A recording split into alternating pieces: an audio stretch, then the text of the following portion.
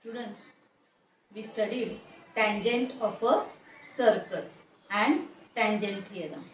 Now today we are going to study next topic, touching circles.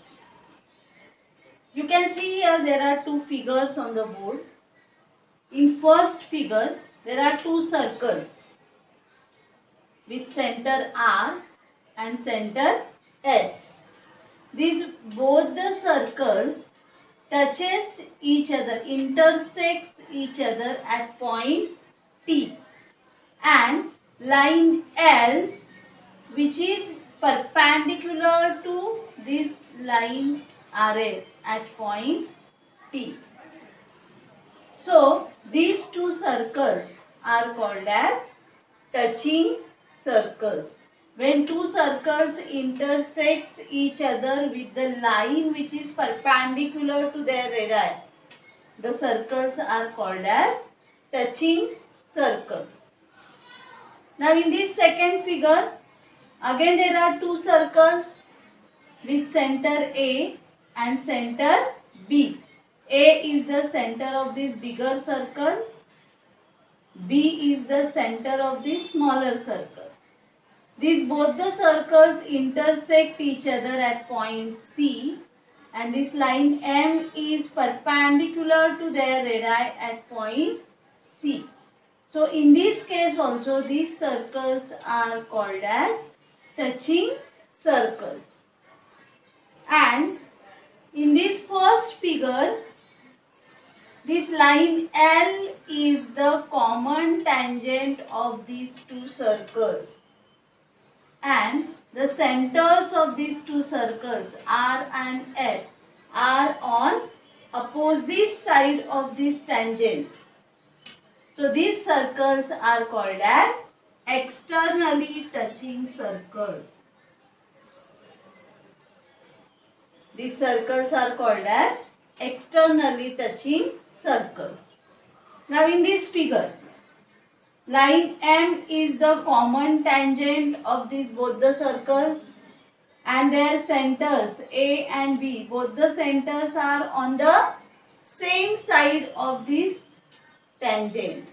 So in this case, these circles are called as internally touching circles. Followed? When the centers are on the opposite side of common tangent and the tangent touches the circles, intersect the circles at point T here. So this point is called as point of contact. So if the centers are on the opposite sides of this point of contact, then they are externally touching circles, and if the centers are on the same side of point of contact or this tangent line, then the circles are called as internally touching circles. We studied the definition of touching circles. Now we have the theorem related to this, theorem of touching circles. The statement of the theorem is, if two circles touch each other, their point of contact lies on the line joining their centers. Okay, follow the statement of the theorem. Now we have to write given. We have to draw two figures. For both cases we have to consider externally touching circle, internally touching circle. So here we have to write C is the point of contact of the two circles with centers A and B. Point C, we have to prove point C lies on the line AB. See, 2 points are always collinear because we can draw one and only one line passing through 2 points. Okay, so we have to prove this point of contact C is also lies on the line B, AB. Okay, now to prove this, we have to draw the common tangent of these two circles. So line L is the common tangent of these two circles. So we studied tangent theorem, that tangent is always perpendicular to the radius of the circle at a point on the circle. So AC is the radius of first circle and line L is the tangent. So we can say that line L is perpendicular to AC. Line L perpendicular to segment AC. Okay. Now for this second circle, BC is the radius of the circle. Okay. And line L touches the circle at point C. So we can say that line L is perpendicular to segment BC. Okay. Now the same statement. See what first statement we wrote? Line L perpendicular to segment AC. So the same statement we can write as AC perpendicular to line L. Okay. Second statement we made, line L perpendicular to segment BC. So this statement we can write as segment BC perpendicular to line L. Okay. Now to this line L, how many perpendicular segments we got? AC and BC. Both are perpendicular at same point, C. So to a line at a point we can draw one and only one perpendicular line. That means here AC and BC are not two distinct lines. They are on the same line. So we can say it as line AB. So this way we got point C lies on segment AB by using tangent theorem. This is theorem of touching circles. If two circles touches each other, whether externally or internally, their point of contact always lies on the line joining the centers. Okay. Now, using this theorem, let's suppose in the first condition, we can say that R1 is the radius of first circle and R2 is the radius of second circle. AC is the radius of first circle, which is R1. BC is the radius of second circle, which is R2.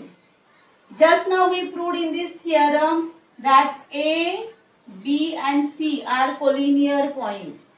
In first case, we got the collinear betweenness A dash, C dash, B. And AB is the distance between their centers.